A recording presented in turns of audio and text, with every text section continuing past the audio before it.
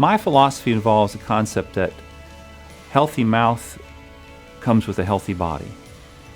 I think that in treating patients, taking care of the health of their gums or replacing their teeth is one small part of encouraging them to get their bodies healthy as well.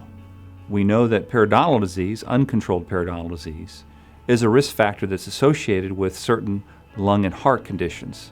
There are two things that will play a role in improving a patient's overall health.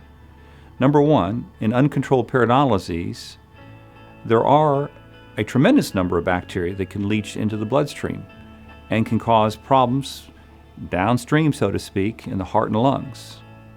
Number two, since periodontal disease is an inflammatory disease, uncontrolled periodontal disease can place a systemic burden on overall inflammation in the body, which is not good because that's heart disease now is considered by many to be an inflammatory disease. And there are certain other conditions that have a significant inflammatory component.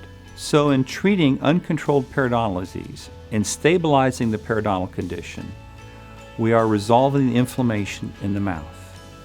Resolving the inflammation in the mouth will have some effect on resolving inflammation overall in the body. Less overall inflammation means better overall health. One less thing your body has to worry about in terms of inflammation.